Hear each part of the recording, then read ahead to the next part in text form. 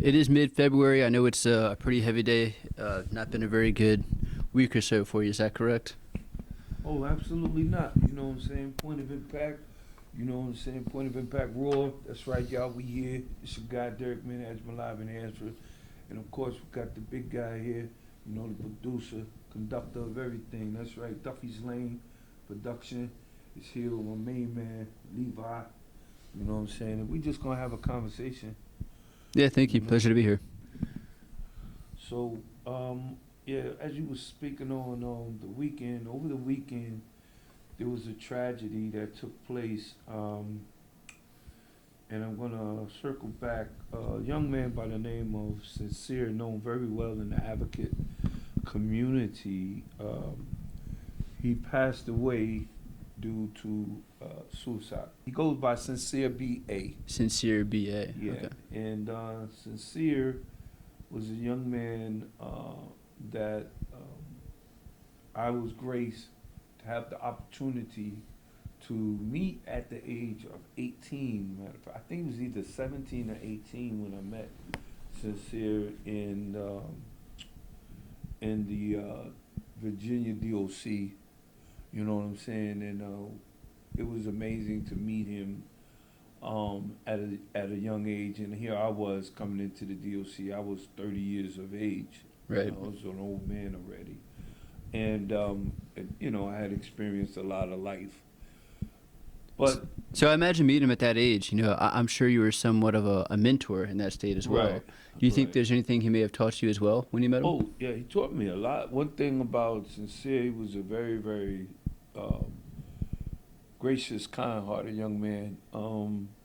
He was a very brotherly young man. He was always for brotherhood. We instantly, clicked. We instantly clicked because he was that type of young man. His radiance was very welcoming. Okay. Very You know, welcoming yeah, spirit. yeah. Okay. And so I imagine afterwards, after that, he was released back into society. Is that correct? Yes, sir. Yeah, he and I and many others, Sincere had a life sentence. He was given a pardon, to my knowledge, and released back into society. That, to my knowledge, I'm not sure. He may have. I don't know if he. I know that he had a severe sentence. Okay. I'm not sure as to. Let me rephrase that. I'm not sure as to how he got home, but I know he came home. Right. You know, and man. And so sadly, he took his life. Yeah. What do you think may have led up to that that decision? That I can't determine, and I'm not going to try. Right. You know, I do know that Sincere was a young man who dedicated his time, his space, his peace, his efforts towards aiding returning citizens as an advocate. He worked with Meek Mill's, the rapper's organization, Reform. Wow. And right in the District of Virginia, and this kid, man, was a very, very vocal individual in bringing out the points of criminal justice and advocating for returning citizens. He impacted so many people that I know. Okay, talented, motivated, and driven to help other people. Mm-hmm. So, given that he was already in the space of helping people that are being re-entered into society, what are some of these unique challenges they face when coming back? Well, the challenge is that a great deal of me being a returning citizen, one of the things that I realized that we struggle in heavily is, the reality of bringing ourselves back into this world. Right. A lot of times, I don't care who you are, if you're a returning citizen, you've been gone for 10, 15, 20, 30, 40 years. Decades make a difference. Decades make a difference. For sure. And when you walk out into this world, you need time to recoup. Right. You don't, I did the wrong thing. Right. I jumped right in. Jump right into returning to my family, being a married man, trying to take on all the responsibilities because I've been gone for so long. I felt, I felt a little helpless, when I was incarcerated, watching my family go through the things they was going through. And so when the opportunity came for me to be returned to society, I just jumped right in. And yeah, the truth is people need time, but the world doesn't wait. And you went from being helpless to then having like an absurd amount of responsibility. You're like, okay, you were helpless, couldn't do anything. Now you're out. Now you have a responsibility to get to, to do these things fast and efficiently so you can, get back to where you were before. Exactly. Which the longer that period of time has been, the harder it is. The harder, more difficult it is. But I'm proud of you. You did well. Thank you, man. Yeah, it's been 5 years. Sincere was home for 3 years. 4 years, excuse me. January the 14th, to my knowledge, was his freedom anniversary. Freedom anniversaries, that's like the year after being released? After being released, okay. Yeah. He had been, 4 years he had been home. But, the crazy thing about it, though, as I was sitting here reflecting, because they can't really give a surmounted number that really gives you an idea of how many returning citizens commit suicide. But returning citizens in the state of Virginia, statistics show that we are the most vulnerable. Wow. When it comes to, suicide, we are the most vulnerable. I wonder why. I wonder why it's leading here in Virginia compared to other states. But from someone who's never been to prison, from my perspective, it's almost just shocking to hear because of course, it's easy to understand that being in prison, being separated from family and people you love, being in prison is hard, and it's wild from the outside to see that someone can come back into a free society where you have all these freedoms. You can go just hang out on the beach and be with friends and do whatever you want. But that's when people are taking their life, and it's something I need to educate myself on so I can learn and know how to help people. Thank you. And that's what motivated me. His death motivated me. His life motivated me. And in the same way his life motivated me, his death is motivating me. Right. And as they say here, the elevated risk, formerly incarcerated people have approximately twice. They have twice the overall suicide mortality rate of the general population for up to 3 years after release. Wow. For up to 3 years. So, and these are gentlemen and ladies who aren't motivated towards seeking treatment. Right. Most of the time when you come home from prison and you're on parole or probation, they got you under this community supervision. What happens is you're under so much pressure to meet the terms of your parole or probation release because you don't want to go back to prison. Right. It's a whole new era of stress. A whole new kind of stress. Whole new kind. You go from survival to surveillance, It's like you're going from one extreme of incarceration to another extreme of incarceration. And the constant fear of going back. And it's constantly, and that fear overrides it all. You know what I'm saying? Because in the back of your mind, it's either you're going to care, either you're going to give a damn, or you ain't going to give a damn. Right. You know what I mean? And I also imagine like being around, certain people that may have got you in that circumstance. Now you're back out in free society, and now you have to pick and choose your environment, the people and the places and the things you're doing, and that's a whole new layer of stress. Because before you got locked up, you were just doing whatever you wanted until you were held accountable in that way. Exactly. But now there's a whole new level of responsibility and obligation. So maybe that's playing a role. And that does play a role because now you have the responsibility of meeting those things that your family are looking for you as a man to step up and provide. And now here it is, but you're met with the greater challenges of just society having over 40,000 barriers. Right. 40,000 barriers that impede returning citizens from renewing all the way from physical health and health-wise all the way to living circumstances and housing and, credit. I mean... Let's back up, actually. So let's go back to speaking about some of those things that people, your family, or the people around you are expecting you to do as a man. Yes, a lot of sir. times that's going and getting a job, getting your finances straight, getting your credit back in order, Yeah. going and getting yourself an apartment or a house, going Right. and finding a wife or a woman, if you know what I mean. Right. All these things you're trying to do while trying to get a job with a criminal record, and all these barriers, to reintegrate into society, right? Man, it's that's a good question. Yeah. That's a good question. And it's tough for me to even answer because there are so many things that we're threatened by. When you return to the free society, there's so many things that you're threatened by because when you spend 2.5 decades in a prison system and you come back to the world, that's 2.5 decades you can't get back. That's 25 years you can't get back. Yeah, the world ain't even recognizable either. Nah, it's totally different. The demographics of where you came from, Yeah. the personalities Right. of the people you left behind. You know what I'm saying? They've endured some things along the way, and it's just one of those things, Divide, man. Where I wouldn't want my worst enemy to go through that, man. Right. I've been home now 5 years, bro, and I'm still gathering the pieces. Right. To put it all back together. It's tough. Have I contemplated suicide since I've been home? Yes. Yes, I have.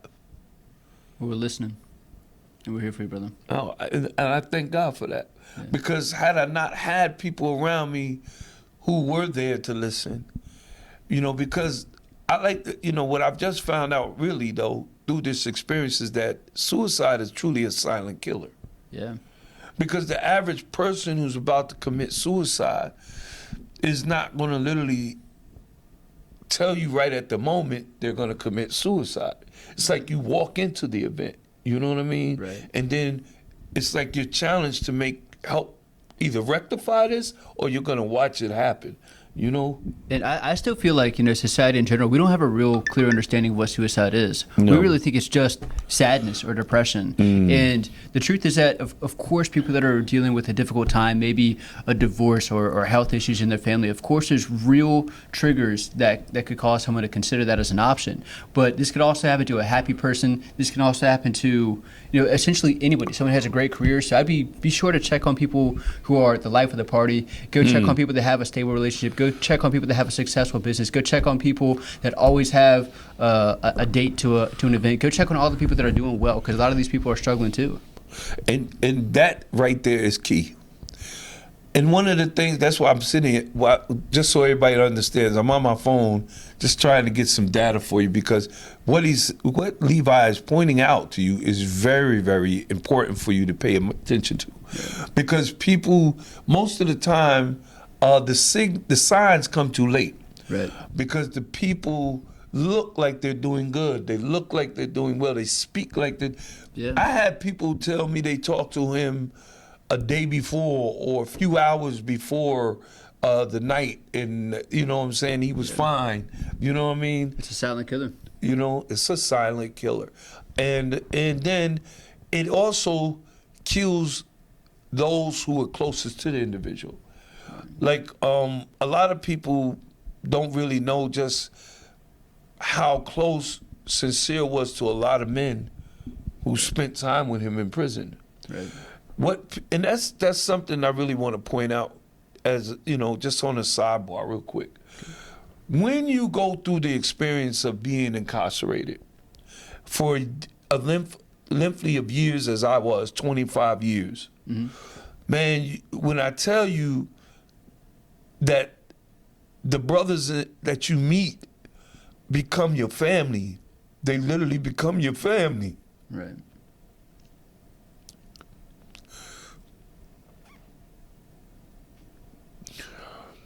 And though you have your family in society, these men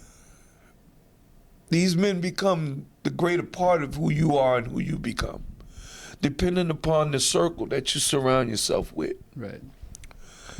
And I'm gonna tell you, that family, I miss it. I miss them all so much. The love, the care, the concernment that we have for one another, man, it's like so needed in our communities. It's so needed. And people don't realize, you know, from these horrible situations come great people and great experiences to move forward in life.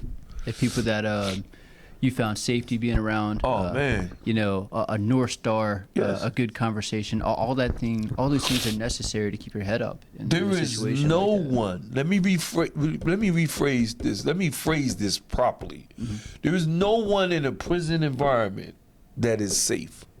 Nobody. Nobody. Not a warden, not a CO, not a kitchen worker, not a counselor. Everybody needs protection. You find that through family. My man. And that security of protection, as the Maslow hierarchy explains, the first thing you're looking for is the physicality of your surrounding. Right. You know what I'm saying? And, knowing that, are you going to be safe here? Right. And guess what? When you stay in that environment with the gentlemen and men that you built these relationships with, you grow, and y'all all are looking after each other, and you're taking care of each other. Man, listen, you're feeding each other. You're making sure that everybody's healthy, taking care of each other. You're taking care of the elders. The elders are taking care of the youth. Right. This is what goes on in a prison society.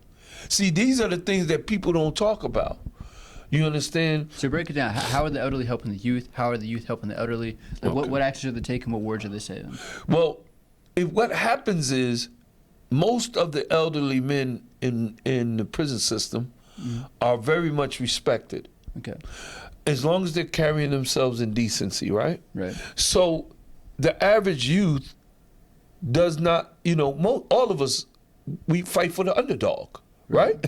Yeah. So when you Human nature. right, so when you see an elder in the circumstances of a prison, right away you want to fight for that underdog. You want to make sure, and especially if he's a upstanding elder, a person who has some background, a reputation of being a good person, or he may have had a reputation in the streets, but he's here and he's carrying himself in an upstanding way.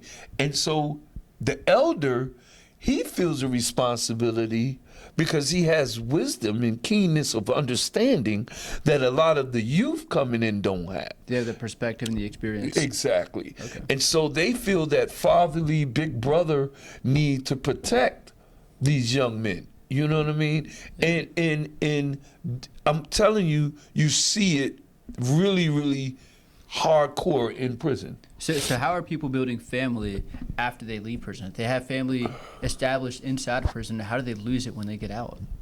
Well, because once most men get out of prison, they begin their life journey. Right.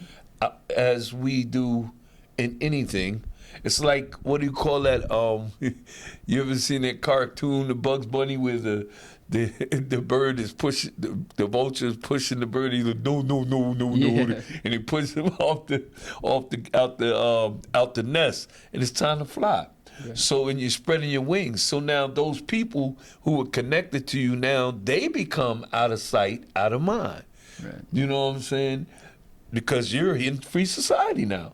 Right. And even though majority of the time you may connect with some of them once they return home, but the stagnation of the returning creates space. And when it creates that space, you're moving on, creating your new life with new people, moving in, in your space, and they occupy that emptiness that this individual who you was incarcerated with provided. Yeah. Just like the individual who was incarcerated provided the emptiness that the people you were in society with, took away from you. Absolutely. So So you said you also struggle with the similar journey of thoughts of suicide. Yeah, I did. Are there anything that people said or did that helped steer you in the right direction?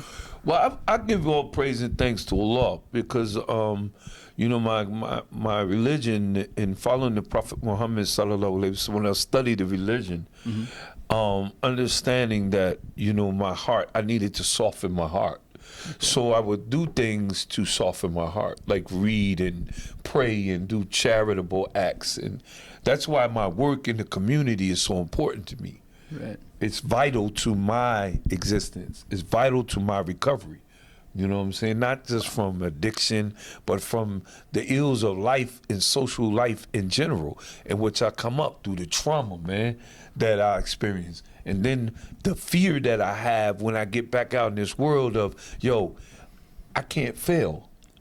And when you look around and you see people, in these streets being put out homeless and losing their jobs, and It's heartbreaking. yeah, and you a returning citizen. Right. you I want to back up and talk about something that you said. on, beloved.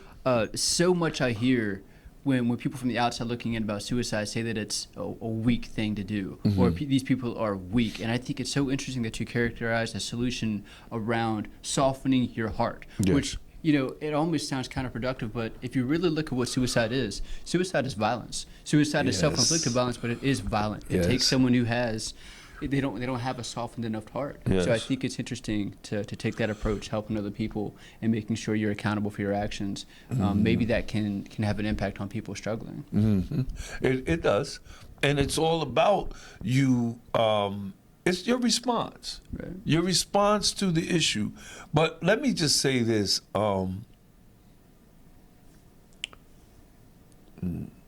people, I would not refer to a man being weak because he commits suicide. Right. Because for me, that takes a lot of courage. Right. To hurt yourself and know that, once you do this act, you gone. You ain't coming back. Right. That's some really, really scary kind of courage. Yeah. On the opposite side. You know what I mean? Yeah, I don't know how I would characterize it either. I certainly wouldn't Yeah. characterize it as weakness. Weakness, no. I've struggled with suicide as well, and I went through the whole therapy thing and having these conversations. But I think, just like you were saying about putting yourself in the right situations and being around the right people has really always been the thing that helped me. It's always what I tell people, removing you, just like they tell you to remove yourself from people, places, and things. I say surround you conducive to you doing positive things in your life. Yeah. That's important. You know what I'm saying?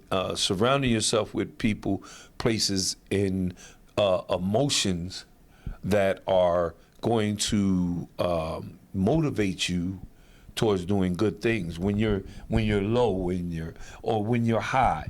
You know what I'm saying? When you got somebody around you whose vibe is good emotion, Right. you know what I'm saying? They ain't keeping you in the low state, then that's where that's a good vibe. That's a good aura to be around, I'm very curious about this as well. So we often hear people suggest that we reach out to people who are struggling, or even people who are just maybe in danger of suicide. But what do you think we could say as we're trying to reach out to those people? How do we start or initiate a conversation with someone that we think may be struggling? You start by listening. Start by listening. Okay. You start by listening, and you don't listen. You don't come in like, "Hey, I got the answer." Right. You know what I mean? It's about listening. Sincere recorded some videos when in his passing that he released that told us a little bit of what he was feeling, Right. or what he wanted others to know. Right. But the brother just wanted somebody to listen. You see what I'm saying? And guess what? He got our attention to listen. Too late. My point. Right. You see, and sometimes, and it's not the fault of the people around him. How could they have known? Man, listen. But I'm talking about the people who was closer to him, who lived with him day and night, didn't even know this was going on. Right. Wow. You see, they knew maybe he was going through some struggles, you know, but to know that it was to this extent, had no knowledge. So and this is a man who was looked at as a great leader in the advocacy community of Virginia. And he's out of Boston, you know, and the brother was about his work. And the whole scenario is such a surprise. Right. Like, bro, the day that I found out, that night when I found out, I was like, nah. You were surprised they didn't know that there was. There was, like, I couldn't even get emotional about it because I'm like, this something, nah, you know? Right. And it wasn't until the next day that I got emotional.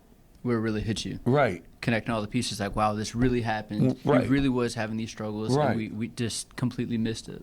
And I mean, I literally broke down. You know, I broke down for my man. You know, that's my guy. What are some of those things that maybe, I don't know about the content of the things that he shared, but is there anything you think you wanted the world to know? Oh, man. I don't know, bro. I listened, and I think what he wanted the world to know is that, yeah, you know, learn to love yourself. That's what I think he wanted the world to know. Like, learn to love yourself, because from what I was hearing from him, he felt like he was short. He was in a state of shortcoming because he kept expressing to his daughter that he tried, you know, but he left a message for his daughter that he tried, but you know, he fell short. So from what I was getting, he was more disappointed that he felt like he couldn't meet the validation and expectations of the people around him. Wow. You know what I'm saying? I know that there were grave issues because I'm a peer recovery specialist. He's a peer recovery specialist. And I know one of the things he was fighting for is for those barriers to be, you know, removed, so that, because he felt like, how could he possibly provide for his family or him when he can barely provide for himself, but yet he's a qualified clinician. You know what I'm saying? That makes no sense. Yeah, you to have all those qualifications, right. Be ready to help, be ready to work, but still not being Right. able to have that opportunity. Yeah, and I don't apologize for the emotion here. Sincere was my brother. Right. I was dearly connected to him. He's a person that will live forever in my thoughts and in my heart. Right. You know, got excuses, guys. We got people calling. Matter of fact, that's Boo Bang. Yo, how y'all doing, man? Let them know who this is. It's Boo Bang, man. We're in the building. Know what I mean? Community. The community is united through this man right here, man, Mr. Derek, man. I'm just so, I just love it, man. I just love the energy he give me every time I'm down. He just pick up. He knowing to call. Like, it's God's gift, man. This man is talking through Allah himself, man. You know what I'm saying, in this high spirit, man. No disrespect to nobody, you know, but this man is talking from another entity, another spirit, man. So I love listening to him when he guide me. I'm always going up. I increase the value of my spirit, my health, and my well-being every time I'm around you, Mr. Derek. So, you know, thank you for giving me that light, man. When it was so dark, I couldn't even see my hands. You know, it was like, hey, how can you fight an enemy if you can't see it? And when I talked to you, all I had to do was open my eyes. Thank you, bro. You did. So that's what's going on, man. Cuffs. Cuffs, baby. Community United Focus, y'all. Men's group. Yo, see you in a minute, baby boy. We on the way, baby. Boo, that's Boo Bang, y'all on his way. Jumping off the jet. I love that guy. Yeah, I love him too. That's my dude. But wow, yeah. See how official we are. We are so authentic here. That's why I love this. My partner, man. Me and Levi, man. We are so so authentic. We love being real with everybody. This is my brother. We just like another thing too. We just like shooting off the top. You know I what I know, mean? Like right? we never really have a solid plan. We just Never. if there's an opportunity to come and record something and there's a message to send. Obviously this was a bit of a heavier day, a real tragedy. Yeah. Sincere passed away. I never had the opportunity to meet him, but I feel like I met a version of him just from the way he spoke about him. He said so many beautiful words. Maybe Sincere's family will hear this. Yes. I know he's one heck of a guy. So Yeah. thank you for painting that Thank picture. you, brother. Yeah. And I know he would have loved you. Yeah, I hope so. Be alike, you know what I'm saying? It is what it is. It's like, yo, oh man, but thank you for this opportunity to talk about this because I really needed it, man. So, yeah, they're blowing up my phone today, so everybody's asking me, yo. We could actually we could just wrap it up and just be ready for him whenever he gets here. Yeah. If you want to. Yeah. Yeah, we did good. All right. Yeah. Let's wrap it up early. Host, if you want to say anything. Yeah, but look, we getting ready to wrap it up now. Boo Bang coming in the studio soon. Boo Bang coming in. Stay tuned. We got a young man. Him and another gentleman are coming in. Y'all know what we do. Duffy's Lane, man. Stop playing with us. You know what I'm saying? This is what we do, man. We about, putting it out there, putting the raw out there, doing what we can to help people, man. Look, support us, man. Anything that you can do to support us. We are really looking for studios. If you have equipment, reach out to us in any way that you can support us in a lot more ways than just giving us money. You know what I mean? And I really, I have to speak to it because Levi does. Listen, people, this man does what he does on his own expenses, his own travel, his own pain. He's on crutches right now. Y'all just can't see it. You know what I'm saying? Moving around. We got him though. Yeah, he's trying to move around and make the world see the lens, through a new lens of what's going on in Norfolk and in Virginia, but just in the lives of normal people, man. Right. And I just want to congratulate you for that, man. Like, I appreciate if that. anybody in this world is up for any type of cinema awards, this the guy. Thank you, man. For real, man. We're about to go make some cinema in about an hour from now, so we're gonna find out. So look, we'll see you guys soon. Point of Impact Raw. That's right. Your guy Derek Minaj Malai been answered. And Duffy's Lane Production. Levi. Let's go, y'all. Appreciate it. Oh, baby.